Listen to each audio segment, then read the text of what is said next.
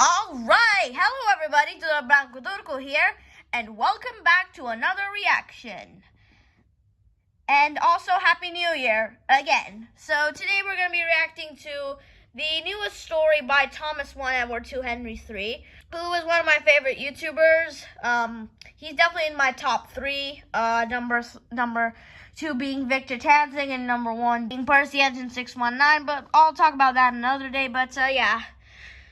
Newest story by Thomas 1 Edward 2 Henry 3, Murdoch's Missadventure. So, yeah, I can't wait to see what this is all about. So let's get started. This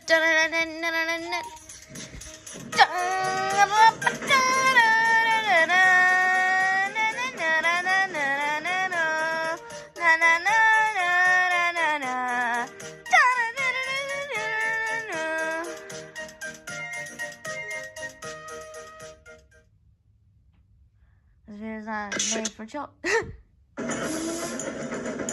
Murdoch's Missadventure. Murdoch is the largest engine on the island of Soda. Oh. He pulls long, heavy freight trains all over the island. Despite his size, he is quite friendly and enjoys peace and quiet. Yep, he does. Murdoch is one of the few... Though I'm not quite sure about friendly, because I recall on his first day, when Salty and Harvey asked him questions, he was like, "Please, I want some peace and quiet, and I don't want to share a shed with, and I don't want to share a shed with chatterboxes." But yeah. Engines who can keep the trucks in order. They know not to try any tricks with an engine of his size, yet he often rides so smoothly that sometimes they respect him. But that all changed when a new group of very spiteful tankers came to the island. They were owned by several companies, and they loved to screw around with their brakes. Maybe even Bogiston Fuel.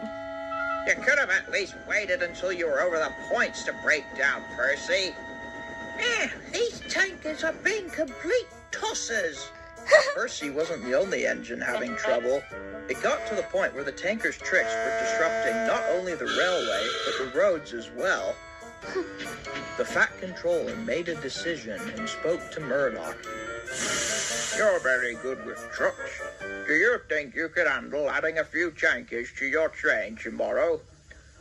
I don't see why not. It's what I was built for. So I see Murdoch has sort of a Scottish-Russian accent. So yeah, that's, interesting, I guess. 10 tankers were added to the back of Murdoch's heavy goods train the next day. Percy watched him back down onto the massive train. "Take care with those tankers. They caused me a great deal of trouble." "Don't worry. I'm not a little tank engine. These are big engine trucks. Besides, I saw the guards checking all the brakes." The trucks overheard this and passed the word all the way down to the back. "Oh yeah? Keep telling yourself that. Let's have some fun." And he's starting, and they're gonna cause him trouble. But the trucks were no match for Murdoch's mighty strength. Well, at least when he started up.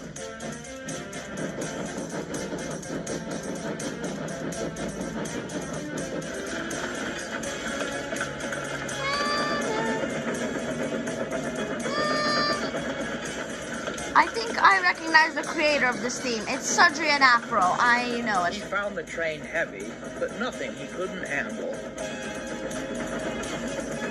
Wow, amazing shot. I love this shot. It was more of the truck's rude and noisy comments that irritated him. "Boy, you stink, Mr. Orange." I said quiet. Can't we get some peace here? "How can we have peace and quiet when there's a large snorting orange hippo pulling this train? You're one of the loudest engines I've ever heard." Ow! And he banged him. Murdoch kept them under control until he reached... And I think this is wait 1 second. "Get some peace here?" "How can we have peace and quiet when there's a large snorting orange hippo pulling this train? You're one of the loudest engines I've ever heard." Ow! this honestly looks like Edward's branch line. Why? Because I recall in this race of the Ellen Yard that Alfred was pushing those tankers to kill Henry and Gordon. You know, like in NWR Origins on the Brandon branch, and Murdoch is now approaching Gordon's Hill, so he must have kept them under control until he reached Gordon's Hill. And he somehow got back on the main line. Their brake came. Oops, our brakes failed again. Try getting up the hill now. I think Because the train was so long, getting to the top did not become any easier. And Come on, you bastards! That's funny. Come along, you bastards! Quit screwing! Oh, all right, as you wish. And they suddenly released their brakes just as they went over the they're top. gonna bump him. The gravity suddenly accelerated the heavy train. Whoa! Murdoch fought hard, but the train was too heavy. And he's a runaway. Come on, what are we waiting for? Supposedly for a goods train to pass. But it's been several minutes now.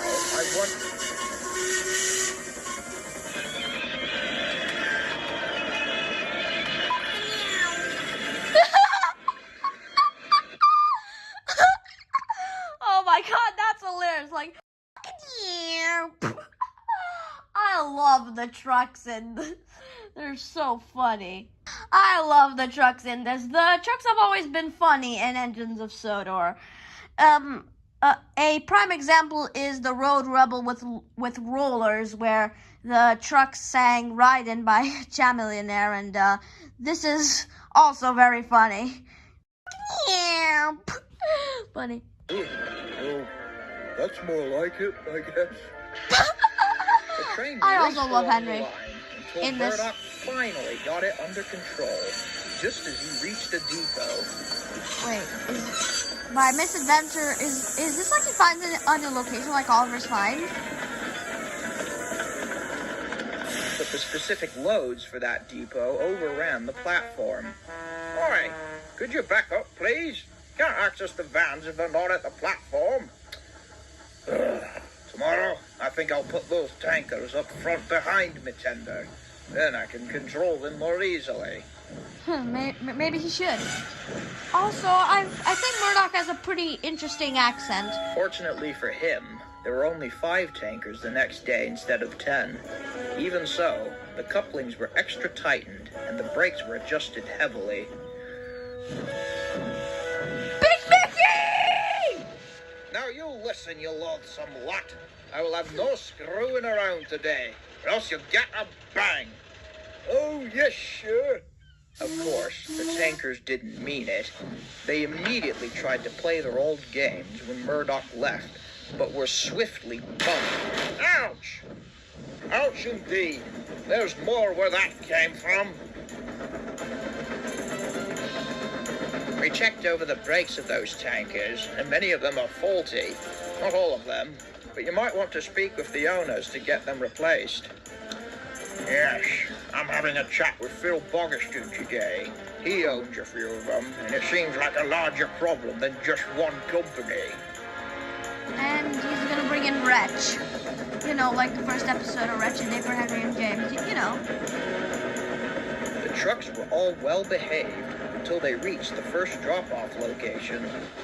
I tell you, I'm sick of being stuck behind the fat ass of this great orange Murdoch gave a huge bump as they pulled into the station. He didn't realize that he had bumped so hard that the wheels of the first tanker had slightly derailed and had sprung a small leak. Hold back. Let's see if he can pull us this time. All clear. And he's not moving. And he's gonna be stuck.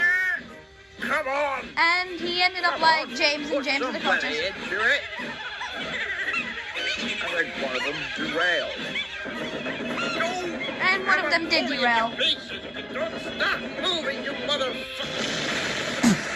Oh my! Holy crap! The hell? I was not expecting that. It looks like you did pull them apart. Ah! if you guys heard it, but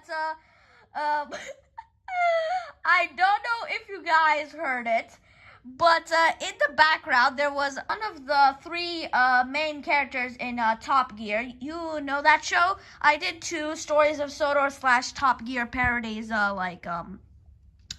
days ago and also the day before, and yeah, and it was from I think it was from Richard Hammond, I think, and he was like, "Well, that's my bloody shit, man!" and it's a combination of both exciting, full of action, and also hilarious. I love this episode. Still alive. Your engine should be in pieces, let alone the crew. Miraculously, no one was seriously hurt. The front fuel tanker had ignited, which caused the propane tankers to burst. The station was evacuated, and the fire crew were there almost immediately. Other trains were waved to a stop by the guard. The Fat Controller rushed to the scene. Murdoch was in quite bad shape. I'm sorry, sir. I didn't know there was a leak. I'm usually good with trucks. Ugh. Indeed you are. This isn't a failure on anyone but those goddamn tankers and their faulty brakes. No tanker on this island is going on any trains until their brakes are inspected. I guess I'm not going anywhere either. Just to the works for a long job. Yep. Just look at my tender. I'll make sure you get the best repairs. We can't go without a really useful, strong goods engine, now can we? No, we can't. That made Murdoch feel a little bit better. It was a big mess to clean up. The surviving trucks were all very traumatized and swore never to mess with Murdoch again. The Fat Controller was as good as his word. All tankers were grounded until they had been inspected or repaired thoroughly, or shown proof of inspection from the mainland. This meant that fueling diesels was not as quick, which some were not too pleased about, but the engines all helped to keep everything running smoothly. And no brake pads. And Thomas doesn't have a brake pad. We've inspected most of them by now. We believe it was a manufacturing issue, as most of them between certain dates had those faults. We've either repaired or discarded them. Yeah, just as I thought. I had a chat with Phil Bogiston, whose company owns a few of them, and that was his theory too. That would explain why some of his did and others didn't. Those tankers over there are owned by him, but they were older and passed the inspections. But trucks are a bloody nuisance. Once you fix one aspect of them, they always seem to find another way to be mischievous. Wretched things. Wretch. It's wretch. When Murdoch was repaired, he felt stronger than ever. He was glad to be away from the noisy machines at the works and to be back in his peace and quiet. Hello, Murdoch. Back from blowing up goods trains? You're one to talk. I heard you had an accident recently where you weren't even able to handle one. Oh, and that's a wretched day for me and James reference. Well, what can I say? That was an awesome yet hilarious episode. This was an amazing episode. The trucks were so funny, and the humor was just pure gold. The humor was gold. I especially love the air and the Top Gear reference. That's my bloody shit, man. I love that. The trucks were just so hilarious. Oh my god. And also, I really like seeing Murdoch in a story, which was really interesting. And what can I say about the explosion? That was unexpected, to say the least.